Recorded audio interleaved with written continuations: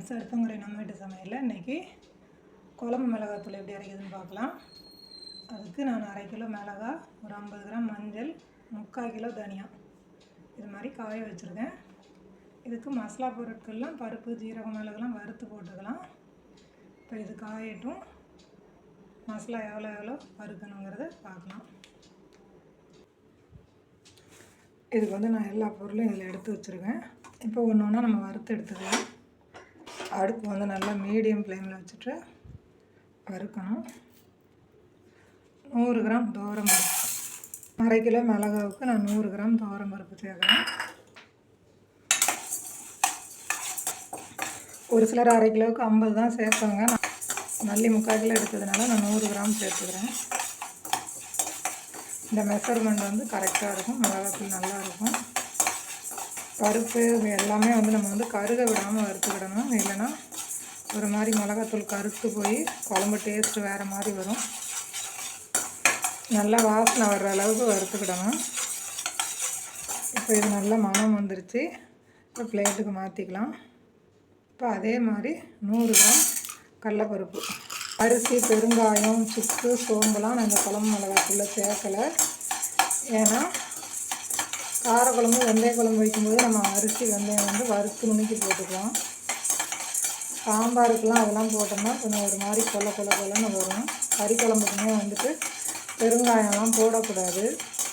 சோம்பு வந்து சாம்பாருக்கும் இதே பொடியை நம்ம யூஸ் பண்ணுறதுனால சோம்பு வாசனை வரும் சாம்பார். அதனால் சோம்பும் இதில் சேர்க்கக்கூடாது. நம்ம கறி குழம்பு இது மாதிரி வைக்கும்போது சோம்பு தனியாக அரைச்சி நம்ம யூஸ் பண்ணிக்கிடணும். அதனால் சோம்பு, பெருங்காயம் இதில் சேர்க்கலை. நான் மீதி மசாலா தான் வறுத்துக்க போகிறேன். பெருங்காயம் வந்துட்டு மீன் குழம்பு, கருவாட்டு குழம்பு, கறி குழம்புக்கெலாம் நம்ம யூஸ் பண்ணுறதுனால பெருங்காயம் வந்து நம்ம அதை சேர்க்க வேண்டாம். அதனால் நம்ம தனியாக குழம்பு தாளிக்கும் போது பெருங்காயத்தூள் சேர்த்து நம்ம குழம்பு தாளித்து மசாலா சேர்த்து வதக்கி விட்டுக்கணும்.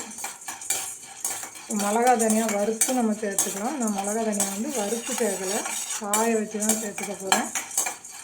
மீதி மசாலா பொருட்கள் மட்டும்தான் நான் வறுத்துக்கிறேன். நான் இது மாதிரி தான் மிளகாத்தூள் அரைப்பேன், சூப்பராக இருக்கும். 1/2 கிலோவுக்கு 50 கிராம் மிளகு இது மாதிரி நல்லா சடன்னு வெடிக்க ஆரம்பிக்கணும். ஆஃப் பண்ணிடணும். ஜீரகம் வந்து கொஞ்சம் அதிகமாக எடுத்துருக்கேன், 75 கிராம் ஜீரகம் சேர்த்துருக்கேன். 100 கிராம் கூட சேர்த்துக்கலாம். ஜீரகம் கொஞ்சம் நல்லா அதிகமாக சேர்த்தா நல்லது. 50 கிராம் போதுனாலும் நீங்கள் 50 கிராம் சேர்த்துக்கோங்க.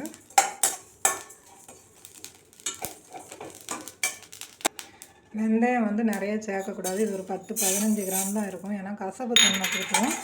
கடுகுமே வந்து நான் ஒரு 25 கிராம் தான் சேர்த்துருக்கேன். நான் வந்து ரொம்ப காரமாக இருக்குங்கிறதுனால தான் மிளகா 1/2 கிலோவும் தனியா 3/4 கிலோவும் சேர்த்துருக்கேன். ஒரு கிலோ காரம் கொஞ்சம் அதிகமாக வேணும்னா 1/2 கிலோ மிளகா, 1/2 கிலோ தனியாக சேர்த்து. இது தனி கடுகுல இதில் கொஞ்சம் உளுந்து கிடக்குது. கடுகுமே வெடிக்கவும் நம்ம மாற்றிடணும், ஏன்னா ரொம்ப கசப்பாயிடும். இப்போ கருவேப்பிலை நிறையா போடணும்னு தேவையில்லை. நான் ஒரு 1/2 கிலோவுக்கு ஒரு 7-8 ஈருக்கு, சின்னதாக இருந்தால் ஒரு 10 ஈருக்கு போட்டுக்கலாம். இதை அப்படியே சிம்மில் வச்சு நம்ம காய வச்சும் போட்டுக்கலாம். இதில் கடாயிலே போட்டு கொஞ்சம் அப்படியே வறுத்து போட்டுக்க போகிறேன். கருவேப்பிலை கண்டிப்பாக குழம்பு மிளகாத்தூளுக்கு போடுங்க, நல்லா குழம்பு மணமாக இருக்கும். வச்சுட்டு வந்துடலாம். இப்போ எல்லா மசாலாவையும் வறுத்தாச்சு. கொஞ்சம் நேரம் ஆற வச்சுட்டு நம்ம தூக்கில் சேர்த்து மிளகா தனியாகவும் சேர்த்து மிஷினில் கொடுத்து நம்ம அரைச்சி கொண்டு வந்துடலாம். நாங்கள் இப்போ மிஷினில் கொண்டு போய் அரைச்சாச்சு. அங்கேயே காய வச்சதுனால அப்படியே வாளியில் சேர்த்துட்டோம். அப்படி இல்லைன்னா நம்ம வீட்டில் வந்து நல்லா பேப்பரில் போட்டு காய வச்சு எடுத்துக்கிடணும். இது மாதிரி மிளகாத்தூள் அரைங்க சூப்பராக இருக்கும்.